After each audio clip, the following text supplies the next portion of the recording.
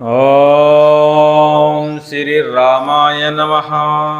ओम हनुमते नमः। आज हम आपको वशीकरण संबंधी एक विशेष मंत्र के बारे में जानकारी देने वाले हैं। कई भक्तों के सवाल आए थे कि सम्मोहन और वशीकरण के संबंध में कोई अचूक मंत्र बताइए। तो हम आपको दो मंत्र बताने वाले हैं, एक इस वीडियो में और एक और अगला जो वीडियो आएगा, दोनों में ही अचूक मंत्र हैं और उनके ऐसे प्रयोग हैं कि 24 से 72 घंटों में असर दिखाने वाले मंत्र माने जाते हैं।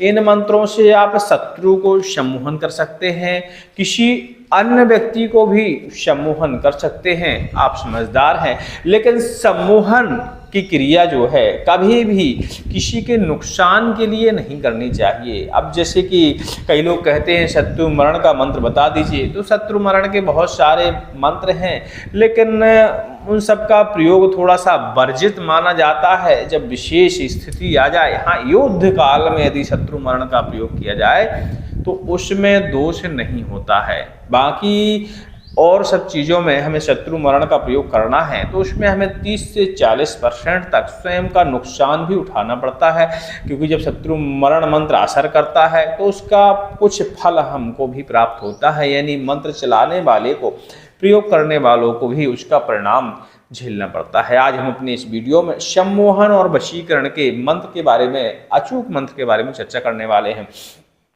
यह वैसे जैन परंपरा का मंत्र है और किसी जैन तांत्रिक साधना किताब है उससे इस मंत्र को लिया गया है। अब किस जमाने में ये लिया गया है उसकी जानकारी हमें नहीं है, लेकिन गुरुजी की डायरी में ऐसे बहुत सारे मंत्र हैं जिनका परीक्षण करके उसमें लेखन किया जाता है। जो सफल मंत्र रहते हैं उन्हीं का लेखन किया जाता है, अन्यथा बाकी मंत्रों को अलग कर दिया जाता है कि जो सफल रहा परीक्षण जिस मंत्र का, उसी के बारे में गुरु महाराज जी डायरी में लिखा करते थे और उसी डायरी से यह मंत्र है। और इसमें साफ लिखा है कि यह जैन परंपरा का एक अचूक मंत्र है। वैसे भी जैन मुनि और जैन आचार्य लोग शत्रु संहारक, मरण और उच्चाटन जैसे मंत्रों के खिलाफ थे। वो ऐसे मंत्रों की रचना उन्होंने कभी नहीं की, क्योंकि ये उनकी परंपरा के विरुद्ध है। वो हिंसक चीज़ों का उपयोग कभी नहीं करते,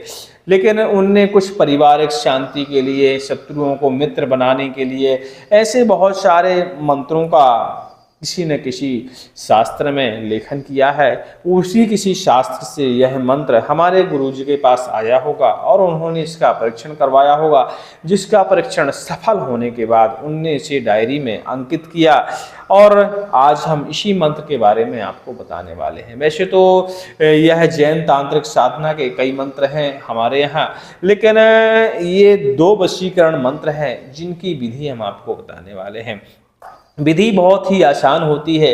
वैसे हम शत्रु को सम्मोहित करने के लिए बता रहे हैं, आप चाहें तो इसी विधि को किसी के ऊपर भी प्रयोग कर सकते हैं, कोई दिक्कत नहीं है, ठीक है। और बस ये ध्यान रखना है कि आपके सम्मोहन के जरिए, आपके मंत्र के जरिए किसी को हानि नहीं पहुंचे, तब तो आप इस मंत्र का प्रयोग करें, क्योंकि जब हानि पहुंचाने की भावना आती है तो उस समय मंत्र विफल हो जाते हैं। हमने कहा परिवार में यदि विशेष कलह चल रही है, बहुत सारे झगड़े चल रहे हैं, परिवार में प्यार की कमी है, तो ऐसे में इस मंत्र का प्रयोग किया जाता है। कोई शत्रु अनायास ही आपको परेशान कर रहा है, बार बार आपको नुकसान पहुंचाने की कोशिश कर रहा है, तो ऐसे में शत्रु के ऊपर भी इस मंत्र का प्रयोग किया जा सकता है और शत्रु आपका मित्र बन सकता है इस मंत्र के जरिए, क्योंकि हमने बताया कि यह 72 घंटे में ही लगभग असर दिखाना शुरू कर देता है। तो ज़्यादा आपको इंतजार भी नहीं करना पड़ेगा, ज़्यादा समय भी नहीं लगेगा, आपको मंत्र का रिजल्ट भी पता लग जाएगा और आपका काम भी हो जाएगा।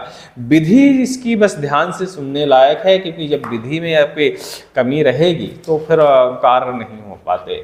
तो विधि इसकी है कि सर्वप्रथम तो आपको सफ़ेद गुंजा आप जानते होंगे, घुंचू, इसके आपको 5 बीज लाना है सफ़ेद गुंजा के, और काली गुंजा के 5 बीज, और शत्रु के पैर की मिट्टी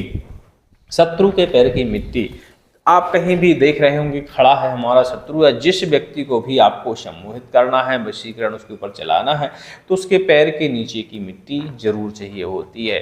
तो आप कोशिश करें कि बाएं पैर के नीचे की मिट्टी मिल जाए। लोग चलते फिरते रहते हैं, बस ये ध्यान देने वाली बात होती है कि बायां पैर उसने किस जगह रखा, उसी की थोड़ी सी मिट्टी उसी जगह की उठा लाइए और बस उसी से आप तंत्र प्रयोग करेंगे।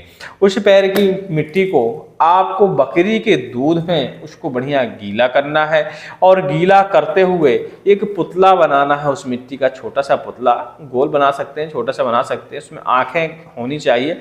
आंखों की जगह आपको सफेद वाली गुंजा लगा देनी है और सिर की जगह, सिर में आपको काली गुंजा पांचों लगा देनी है। अब बची आपके पास 3 गुंजा, क्योंकि सफ़ेद गुंजा हमने 5 मंगाई थी तो उसमें 2 तो आपने आंखों की जगह लगा दी, 3 गुंजा आपके पास फिर भी बच रही हैं। गुंजा एक बेल होती है जिसके फल होते हैं, आसानी से, बड़े सुंदर फल होते हैं, दिखने में बहुत मनभावन होते हैं, आसानी से आपको पंसारियों की दुकान में मिल जाते हैं, बिल्कुल भटकने की जरूरत नहीं होती। आजकल सभी पूजा पाठ की दुकानों में भी ये मिल जाते हैं। और शादी ब्याह में कंकन कहते हैं वो गुंजा का ही बना होता है, लाल वाली गुंजा का। कई जगह सफ़ेद काली सब जगह का बनता है, सब तरह का बनता है, तो इसलिए होता है पूजा पाठ की दुकानों में ये आसानी से मिल जाता है, परेशान होने की बिल्कुल ज़रूरत नहीं है।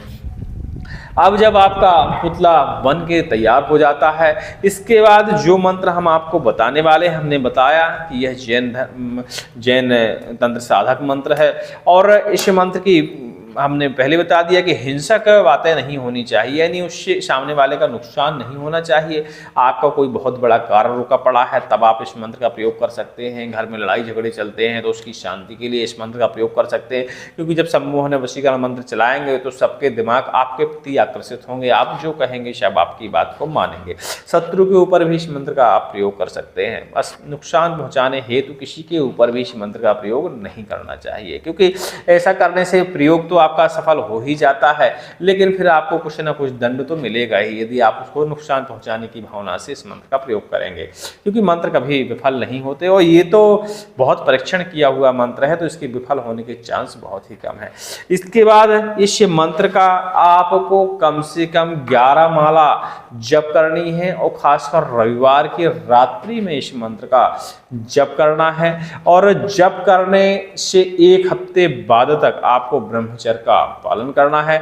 और जब पहले रविवार को इस मंत्र का आप 11 माला जप करेंगे, दूसरे रविवार को इसकी फिर आपको 11 माला जप करना है और इसकी 11 माला जप करने के बाद 108 माला आपको हवन भी कर देना है। हवन शुद्ध घी से करिएगा, बहुत अच्छी बात रहेगी, नहीं तो आप हवन सामग्री भी ले सकते हैं।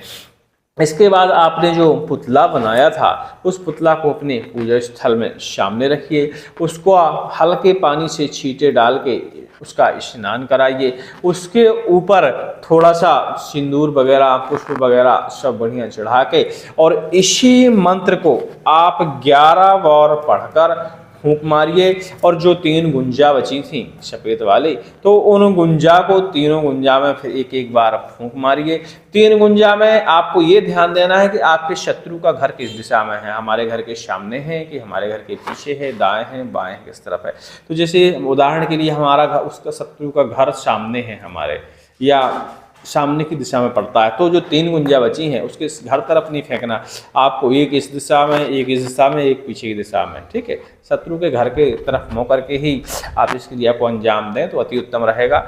और ये घर के अंदर नहीं फेंकना है, बाहर खड़े होकर फेंकना है और मंत्र को पढ़ते जाना है 3 बार। इधर फेंकी तो इधर, इधर फेंकी तो इधर, पीछे फेंकी तो पीछे, इस तरह इसका फेंक देना है गुंजाओं को। उसके घर तक की तरफ भर नहीं फेंकना है, बाकी सभी दिशाओं में, तीनों दिशाओं में फेंक देना है। इसके बाद पुतला का आपने पूजन कर लिया, शब कर लिया, मंत्र पढ़ के भी उसके ऊपर फूंक दिया और इसके बाद उस पुतला को आप कोशिश करें कि उसके घर के आसपास या उसके घर के अंदर, या इतना छोटा बनाइएगा कि लोगों को समझ में ना आए कि कोई तंत्र है, या उसको दफना सकते हैं, मतलब उसके घर के एरिए में उस पुतला को जाके आपको रख के आना है। और मंत्र में एक जगह अमुक लगा है, ध्यान दीजिए, देने वाली बात है, मंत्र में एक जगह अमुक लगा है, उस जगह आपको जिस व्यक्ति को सम्मोहित करना होता है उसका नाम जपना है। यदि 11 माला जप रहे हैं तो हर माला में उसका नाम भी आना चाहिए। छोटा सा मंत्र है, कोई भी वैसे इसको सिद्ध कर सकता है, कोई दिक्कत नहीं होता। और विधि आप समझ ही गए होंगे तो प्रयोग कर लीजिएगा। और किसी मामले में सवाल हो, कोई जानकारी चाहिए हो तो हमें बताइएगा। वैसे तो उस पुतला को डालने के उनके घर के आसपास कम से कम 72 घंटों में आपको असर नज़र आने लगेगा, इसमें कोई दो राय वाली बात नहीं है। मंत्र आप ध्यान से जपिएगा। मंत्र में जहाँ अमुक लगा है उस जगह आप अपने शत्रु और जिसके ऊपर सम्मोहन करना है उसका नाम आप स्मरण कर सकते हैं।